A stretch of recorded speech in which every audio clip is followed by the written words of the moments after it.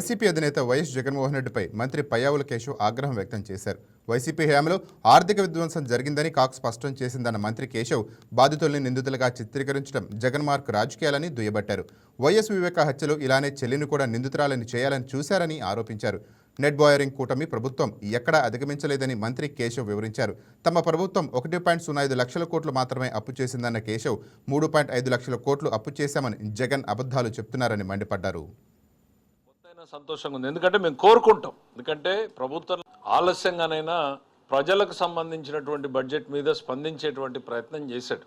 సరే, అందులో నిజాలు తక్కువ, అబద్ధాలు ఎక్కువ మాట్లాడినా కనీసం ఆ మాత్రం టైం తీసుకుని ప్రజల గురించి, బడ్జెట్ గురించి అసెంబ్లీకి రాకపోయినా నేను బయటైనా మాట్లాడతాను అని డిసైడ్ చేసుకుని మాట్లాడినందుకు నాకు కొంతైనా సంతోషంగా ఉంది. ఎందుకంటే మేము కోరుకుంటాం. ఎందుకంటే ప్రభుత్వంలో ఉన్న వాళ్ళమి మాకు సద్విమర్శలు వస్తే ఎటు నుంచి వచ్చినా కూడా దాన్ని కరెక్ట్ చేసుకునేటువంటి అవకాశం ఉంటుంది. కానీ జగన్మోహన్ రెడ్డి గారికి అలవాటైనటువంటి పరిస్థితుల్లోనే పోయారు.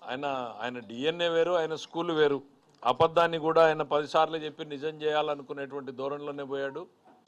3 గంటల ప్రెస్ మీట్లు తయారైన 3 గంటల సేపు అసెంబ్లీకి వచ్చి మాట్లాడుంటే నేరుగా ప్రభుత్వం సమాధానం చెప్పుండేది. ప్రజలు చూసి ఆనందపడి ఉండేవాళ్ళు. మీరు ఎక్కడో కూర్చొని రాస్తారు, చెప్తారు, దానికి మళ్ళీ మమ్మల్ని సమాధానం చెప్తే చెప్పకపోతే చెప్పలేదంటారు.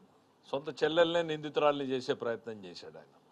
సో అట్లనే తాను చేసినటువంటి ఆర్థిక విధ్వంసానికి, ఈ రాష్ట్రంలో జరిగినటువంటి ఆర్థిక విధ్వంసానికి మమ్మల్ని బాధ్యులు చేసేటువంటి ప్రయత్నం మొదలుపెట్టాడు ఆయన. తిరుపతిలో జరిగినా అంతే, చేసేది పాపాలు వాళ్ళు, ఎదుటి వాళ్ళకి ఆపాదించే ప్రయత్నం. బాబాయ్ హత్య కేసులో నారాసుర రక్త చరిత్ర అని మొదటి రోజు చెప్పాడు, తిరుపతిలో చెప్పాడు. ఇప్పుడు రాష్ట్రంలో జరిగినటువంటి ఆర్థిక విధ్వంసం మీద కూడా తన గోబెల్స్ మీడియా ఇద్దరు కలిసి విపరీతమైనటువంటి ప్రచారాన్ని తీసుకొస్తున్నారు. ఆయన 2 గంటల సేపు చెప్పినా అందులో విషయం ఎక్కువగా మాట్లాడలేదు. కాబట్టి ఆయన చెప్పిన ప్రధానమైన అంశాలని మొట్టమొదటిసారి ఆయన కాగ్ రిపోర్ట్ అనేటువంటి దాని గురించి సీరియస్గా తీసుకున్నాడు. చాలా సంతోషం.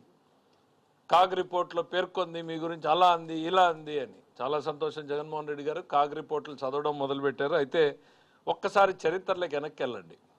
మీ టైంలో కాగ్ మీ గురించి ఇచ్చినటువంటి కాగ్ రిపోర్ట్ చదువుతా I can challenge and I'm on record, భారతదేశంలో ఇంత దరిద్రమైన కాగ్ రిపోర్టు ఏ ప్రభుత్వానికి కూడా రాలేదు. సంతకం పెట్టను అని చెప్పాడు ఆయన.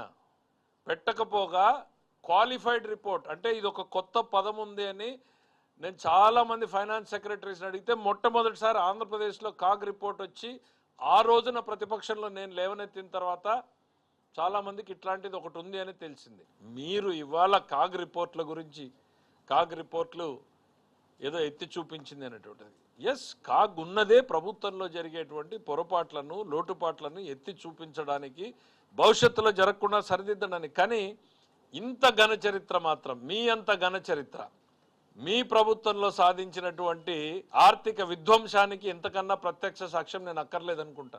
చరిత్రను గుర్తు చేస్తా ఉన్నా. ఆ రోజు గవర్నర్ దగ్గరికి వెళ్ళి నేను దీని మీద రిప్రజెంటేషన్ చేయడం, ఆ తర్వాత గవర్నర్ని మీరు ఏ రకంగా రాష్ట్ర ప్రభుత్వం తీసుకున్నటువంటి అప్పులకి బాధ్యుడిని చేసినట్టుగా ఆయన కూడా ఆయన మీద కూడా కోర్టు కేసు వేయొచ్చు అనేటువంటి విధానాన్ని గుర్తు చేయడం, ఆ తర్వాత గవర్నర్ గారు మీ చీఫ్ సెక్రటరీని పిలవడం, చీవాట్లు పెట్టడం, ఆ తర్వాత అగ్రిమెంట్లు సరిచేయడం, ఇవన్నీ ప్రతిపక్షంలో మేము చేసినవి ఇంకా గుర్తున్నాయి. ప్రజలకు కూడా గుర్తు చేస్తున్నాం. జగన్మోహన్ రెడ్డి గారు Please subscribe to YK TV Network. Please subscribe to YK TV. Please watch YK News. Don't forget to subscribe YK News channel.